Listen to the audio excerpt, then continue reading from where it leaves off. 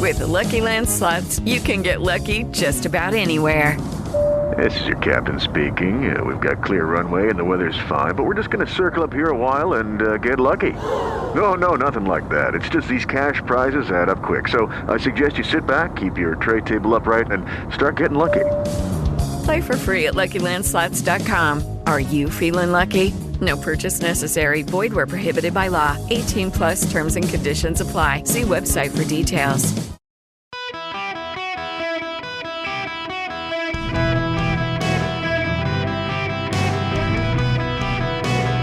Welcome to the Eric Erickson Show podcast, Hour 2. Greetings, America. Welcome. It's arraignment day in America. Yeah, you gotta laugh or you roll your eyes and cry, this stuff. The media is so obsessed with it.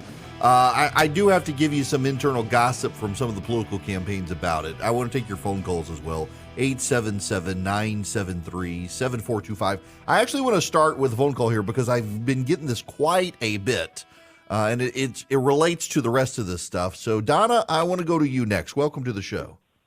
Hi there. I appreciate the analysis. It kind of keeps my head straight about all this rigmarole. Thank you. And this is a question I've Googled and discussed with people, and nobody seems to know the answer, so maybe it's a great unknown. Maybe we're venturing into territory we've never been in before. But the question, if Trump is convicted, either before or after, and he wins the presidency, can he pardon himself? That is a good question, and it is uncharted territory. I mean, we've never had an indicted president or former president before. So, yeah.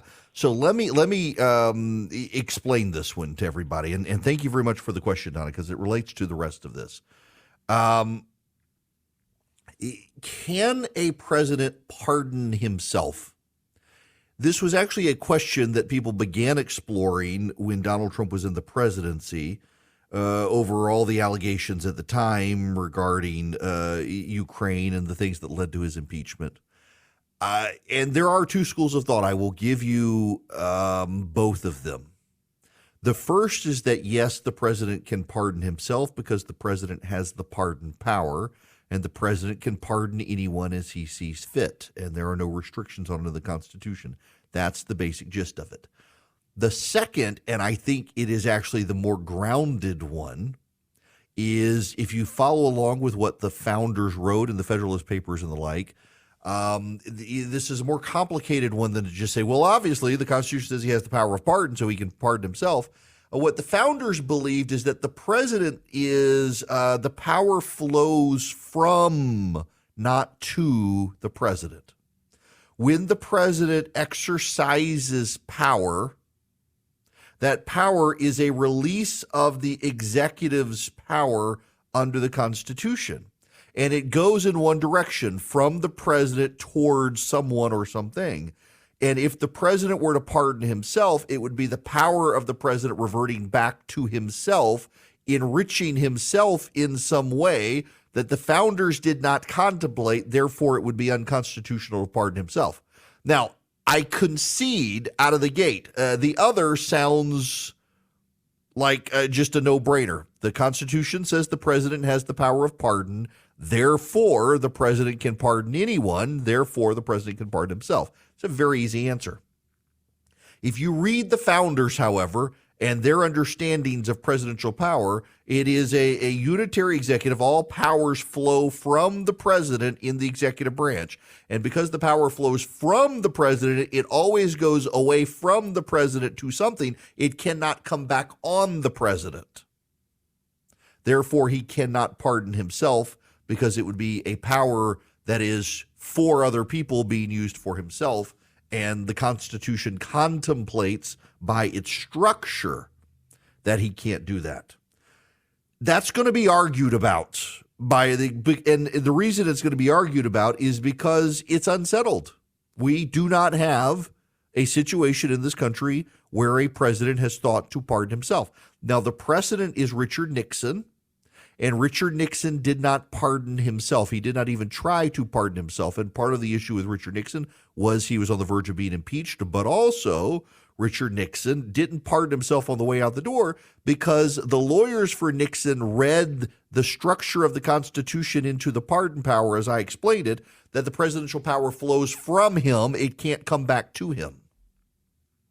And so he passed the buck to Gerald Ford, who pardoned Nixon to move the country beyond Nixon, and that power flowed from Ford to Nixon, no longer president, and worked.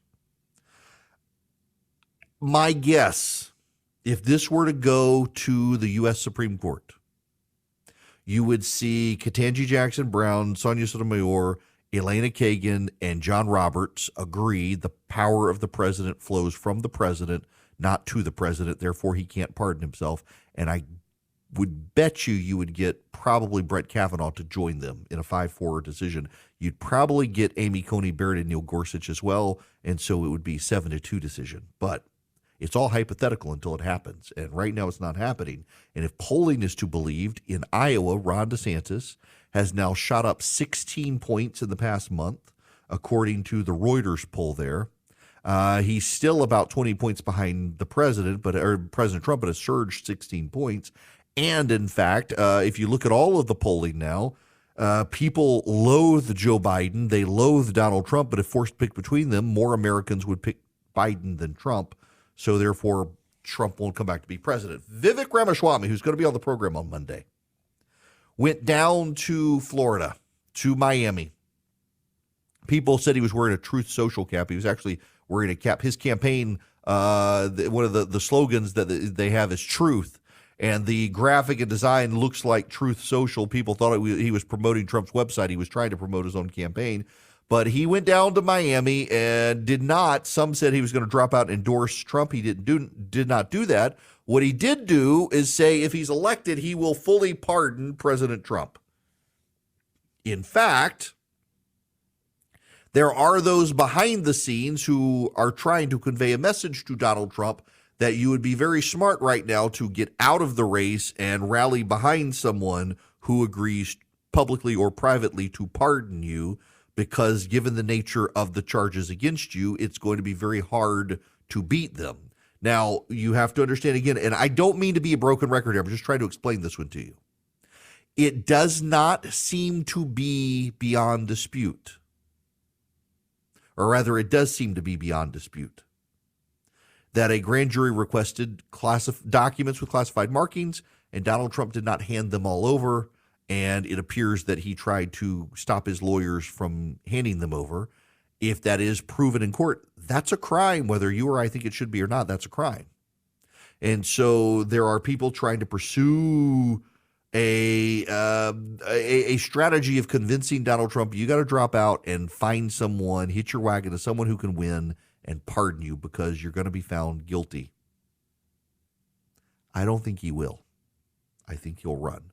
Whether he wins or not, he's got something to prove, and he's got a fundraise to pay his lawyer, so he's going to run. The other campaigns, though, they're starting to shift very subtly. Nikki Haley, you expect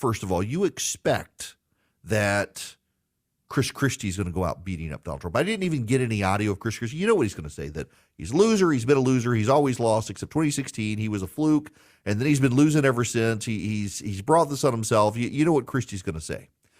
Nikki Haley had a shift. Before the indictment came out, she said, this is bad. This is politicization of the justice system.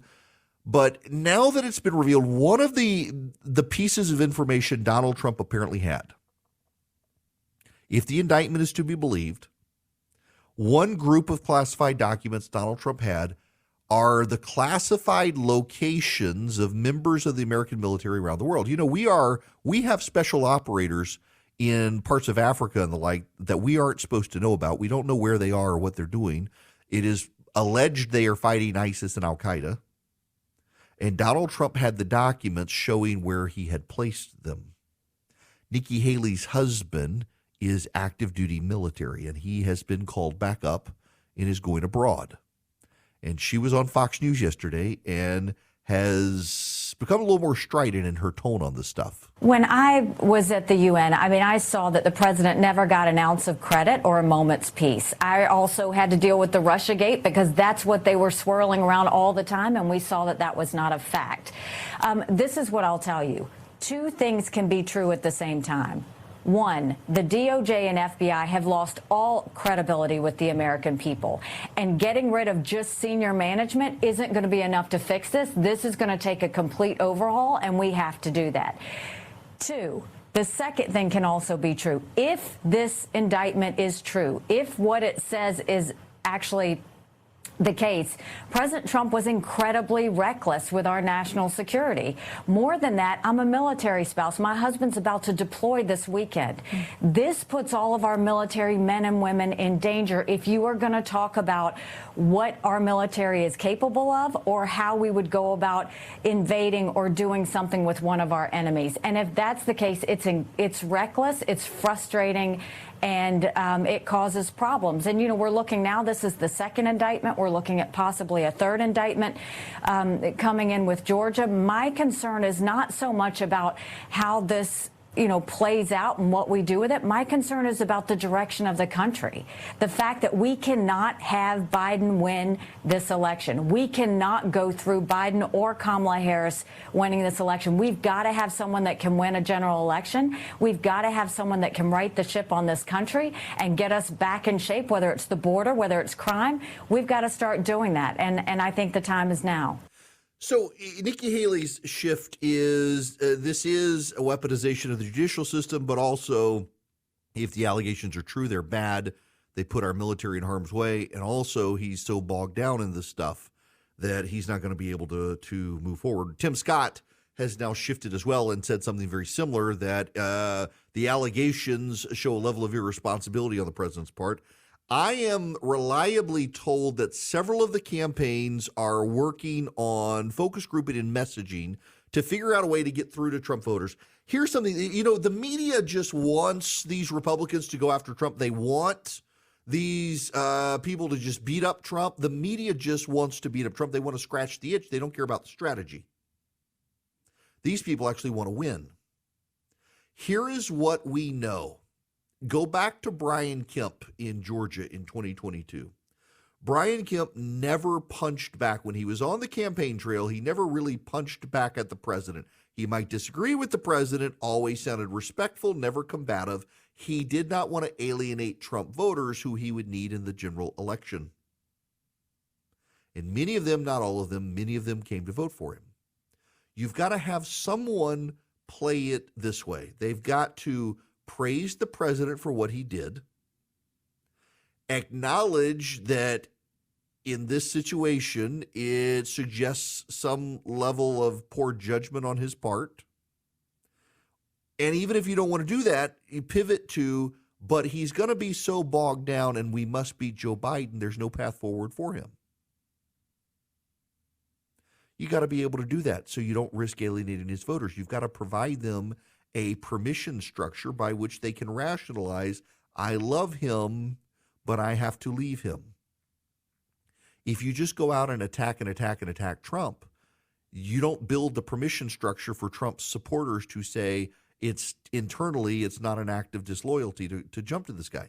You've got to make them feel like they're not being disloyal. You got to make them feel like they're doing Trump a favor. I love Donald Trump. You got to convince them of this. You got to convince them to themselves to have this inner monologue.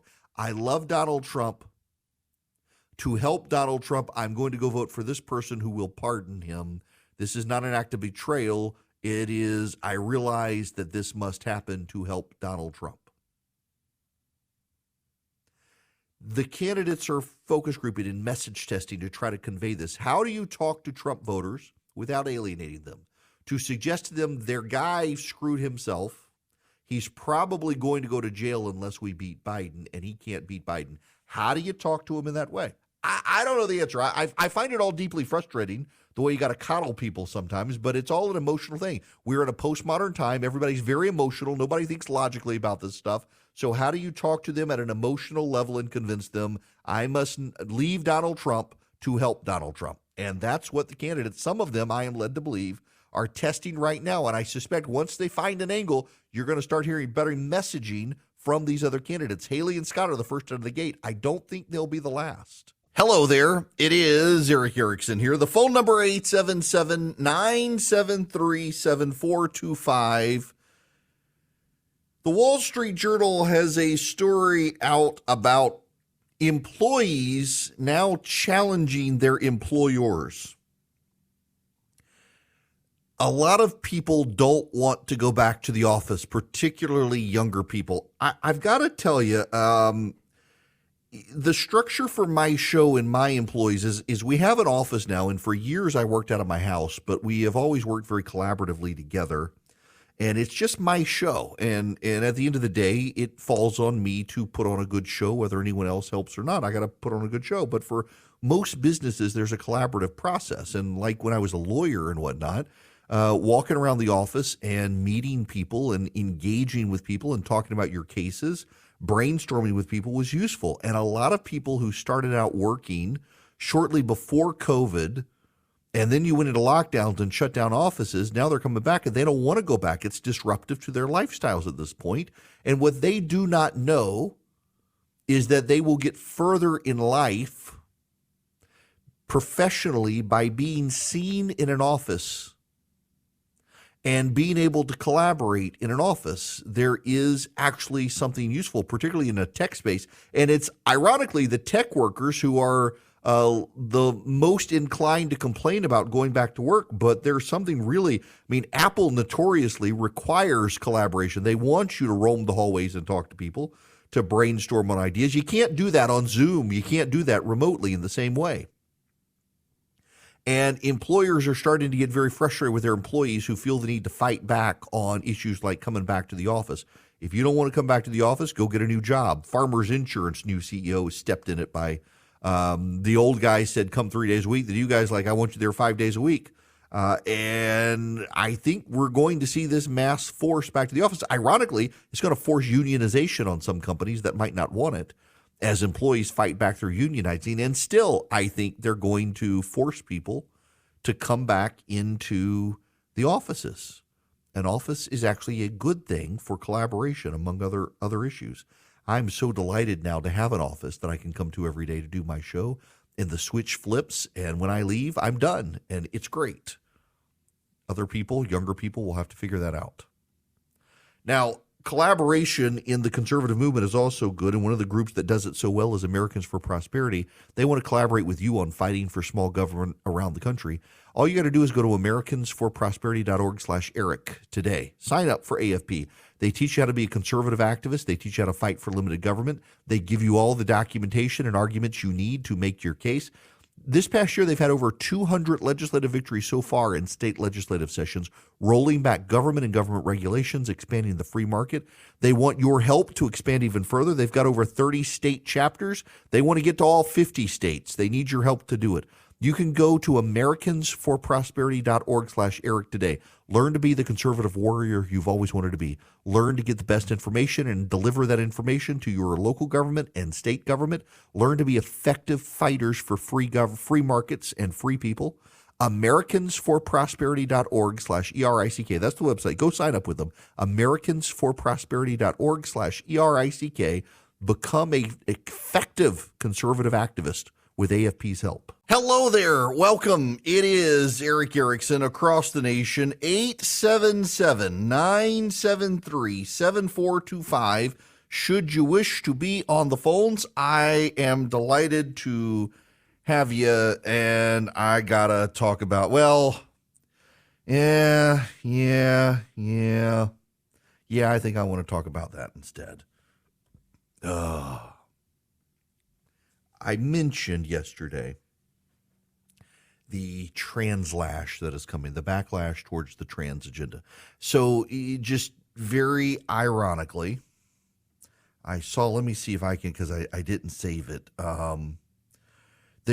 Some opinion writer wrote a piece essentially saying that conservatives are overplaying their hands. They're so cruel on all these culture war issues. There's going to be a backlash. I think there's going to be a backlash, but I don't think it's going to be about conservatives on these things. Did you see what happened at the White House?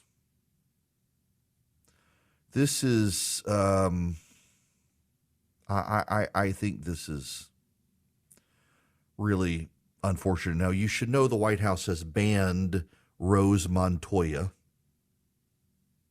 but the damage is already done. Montoya is a transgender social media influencer, 27 years old.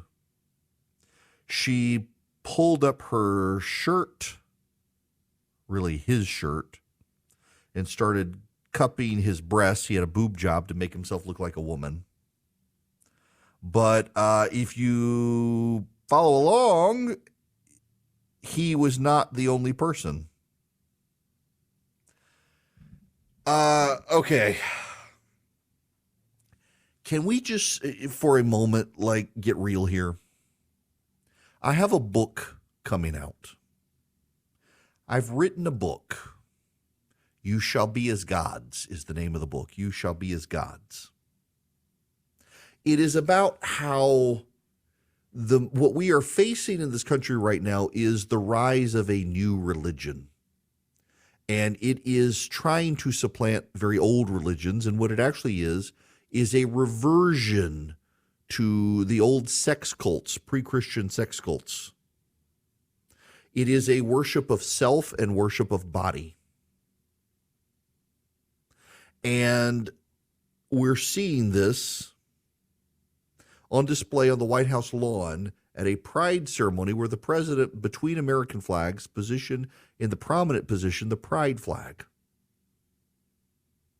And beyond that, we're seeing these people engage in hedonism and debauchery on the streets of America, in pride celebrations, in ways that would otherwise get you arrested. At the White House, it wasn't this one person, but multiple people who took their tops off to either show their scars from where they had mastectomies to develop chests like men, or where they had implants put in, men did, to have breasts like women. They exposed themselves to children on the White House lawn. There's all this hand-wringing today that protesters at the Donald Trump arraignment in Florida are going to get out of hand. The president and his team couldn't control the trans activists of the White House who couldn't keep their clothes on the White House lawn. Debauchery. Hedonism. And it is a religion. Now, I should tell you, there are people who complain about me and say, oh, he talks about this stuff too much. This is kind of relevant to the conversations we're having as a country right now and the blowback starting to be faced in the trans community. We mentioned this yesterday, and Charlie said, I had no idea we had that many gay listeners. I don't know how many we have, but maybe it was all of them the call. The number of people in the gay community, and gays and lesbians, who are highly indignant at this point about the trans community. It makes no sense. The T in the LGBT wants to chop up the L's and the G's. It makes no sense. What is a lesbian? A lesbian is a woman who is attracted to another woman. What is gay? It is a man attracted to another man. So if you're a lesbian, you are same-sex attracted female. If you're gay, you're a same-sex attracted man. Homosexuality, people who are attracted to the same sex. The trans community comes along and says, actually, no. If you're a woman who is sexually attracted to a woman, then actually you are a man trapped in a woman's body, and you should have a sex reassignment surgery and artificially construct a male genital organ and live your life as a man. No, you're a lesbian. You're a woman who is attracted to women. And the trans community says, no, that's not the case, that there are gender norms, and the gender norm is men like women and women like men. And if you can flout that gender norm, then it's your body that is wrong, you're not born gay or straight. You actually get to choose yourself later that you want to be male or female. You get to choose your gender. It's an absurdity. but it's the new secular religion worshipped and on display in local public schools and at the White House. But there's more to it than that. If this was a normal thing, so to say someone is trans male or trans man or trans woman means they're not a man or a woman. And yet nowadays, if you say they're not a man or a woman, you get censored on social media. YouTube is now blocking or demonetizing accounts that refuse to go along with transgender ideology, just as the Western European countries are walking away from it. Sweden, Norway, Finland, Great Britain, France, they're now all walking away from giving puberty blockers to kids or encouraging testosterone in girls. They're walking away from it. And in this country, it's being locked in as part of some sort of agenda on the left. It's a madness. It's a social contagion. The other shocking thing are the number of scientists whose works are being shut down and repudiated because they're flying against the transgender zeitgeist. There was a big research report that came out that showed that so many of the kids who identify as trans are on the autism spectrum, and more than that, they're being influenced by social media. It was well documented. It was well researched. It was multiple university researchers from multiple universities who showed it, and it was published, and there was so much outrage, it got retracted.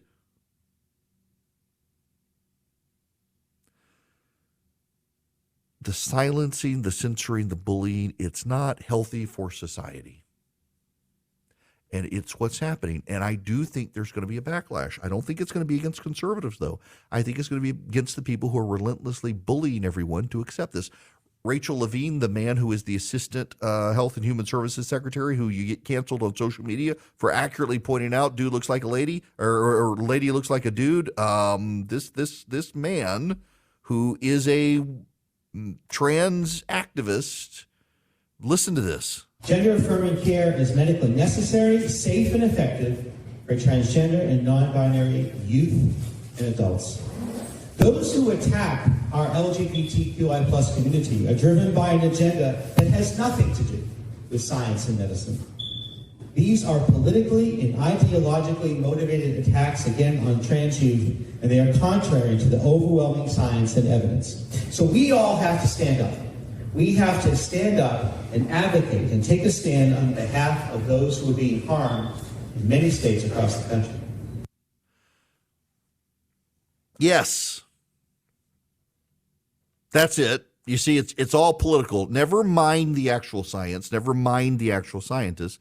Never mind bullying. But, there's a larger issue here because I do want to move away from this issue. And that is the left these days has hit on this idea that they should censor and silence anyone who disagrees with them. And if you can't get your view across in the town square for fear of your job, your livelihood, your life, well, then they say, well, no one's challenging us. We must be right. It's all part of a strategy to silence the voices on the other side so there can be no rebuttal. And if there is no rebuttal, well, they can say, look, everybody agrees with us. Never mind, people are living in fear for their livelihood and lives. They can't respond. You've got people within the Biden administration who are willfully censoring and silencing. You've got activists on the left who will go out of their way to cancel anyone who disagrees with them.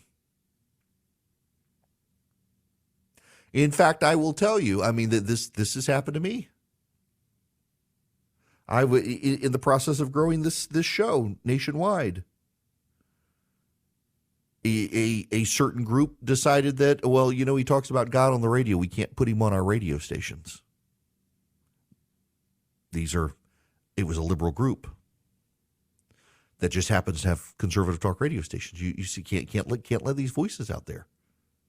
Can't let anyone who disagrees, can't let anybody who talks about this issue. I will tell you the number of people who have told me, you can't talk about cultural issues on conservative talk radio or you're not going to grow. You can talk about the Democrats, you can bash the Democrats, you can talk about economic stuff, but you better not talk about this faith and culture stuff on the radio.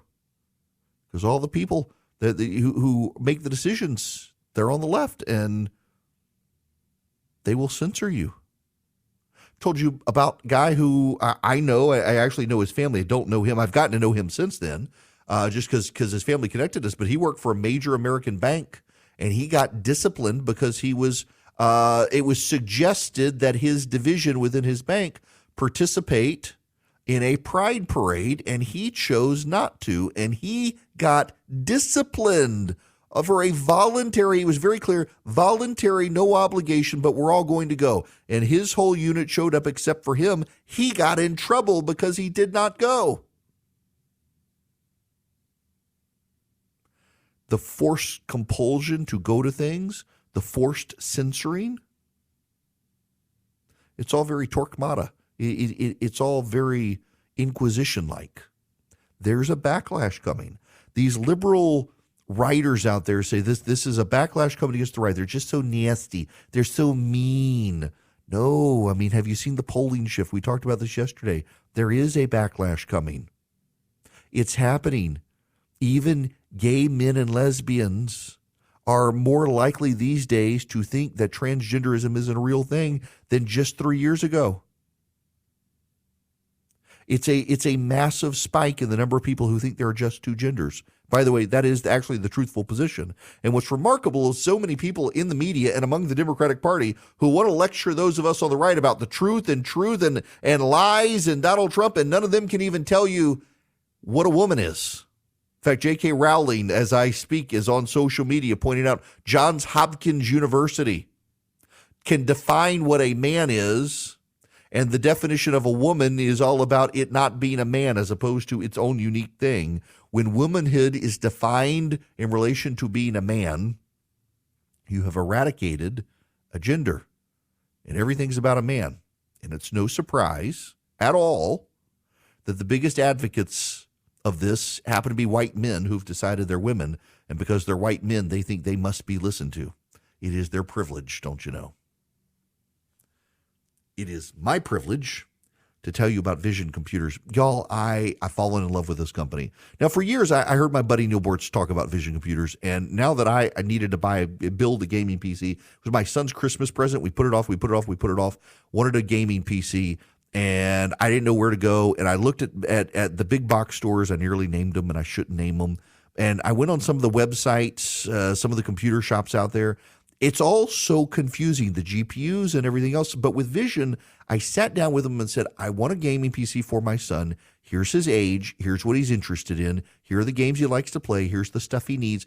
And they not only built him the gaming PC of his dreams, dude loves it, but also they made it expandable so as his interests change, I don't have to go buy a brand new computer. Just go back to Vision and they can modify it. It's been fantastic. They can do that for you too, or for your company, if you need it for your company. But what sets them apart is their tech support. My 14-year-old can call Vision Computers 800 number, call them and talk to them and get tech support that he, a 14-year-old, can understand. And in more than one case, they've been able to just remotely connect into his computer and fix stuff for him without him having to do anything if he had a problem. It's been fantastic. I no longer have to be IT support in my house. That's Vision Computers' job.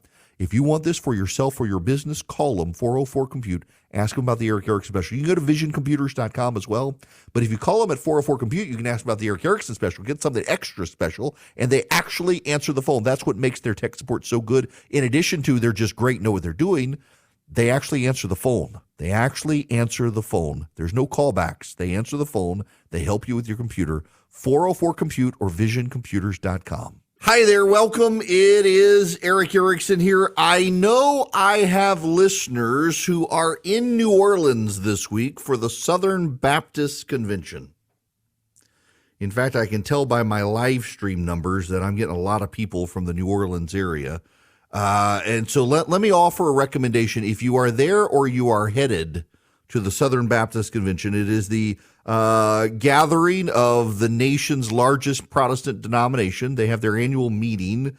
Their messengers meet. They've got some big fights. I actually wrote about one this morning over female pastors. Gus's Po' Boys. You need to go eat at Gus's Po' Boys. Now, I probably should not say this because eventually I will make my way back to New Orleans and go to Gus's, where I have been eating since I was in high school. The roast beef po' boy, gold standard. Red beans and rice on Mondays, you've missed it. But Gus's Po' Boys, I've been eating at Gus's Po' Boys since I was in high school. It is still there. It is still fantastic. I highly recommend it. Now, while they're there, they're having this big fight over female pastors within the Southern Baptist Convention. So that they've got what's called the Baptist Faith and Message. The Baptist Faith and Message is kind of the guidelines by which churches agree within the SBC that this is the norm they adhere to, and it says that pastors have to be men. But Rick Warren of Saddleback Church and a couple other churches decided no, they could have female pastors as well, and the Southern Baptist Convention evicted them from the SBC, and it's become this big cultural fight. I don't care where you stand on the issue of female pastors. I really don't. I have plenty of friends in churches that have female pastors. I'm in a denomination that does not. Your mileage may vary on the issue, but the SBC does not have female pastors, and according to their standards, cannot have female pastors.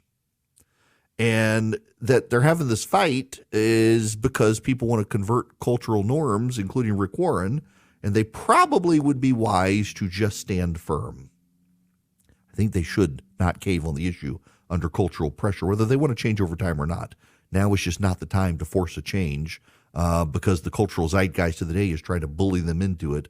Hold firm in the faith. And go to Gus's Po' Boys, people. You'll thank me later. Hey, guys, it is Ryan. I'm not sure if you know this about me, but I'm a bit of a fun fanatic when I can. I like to work, but I like fun, too. It's a thing. And now the truth is out there. I can tell you about my favorite place to have fun. Chumba Casino. They have hundreds of social casino-style games to choose from with new games released each week. You can play for free anytime, anywhere, and each day brings a new chance to collect daily bonuses. So join me in the fun. Sign up now at ChumbaCasino.com. No purchase necessary. VGW Group. Void where prohibited by law. See terms and conditions. 18+.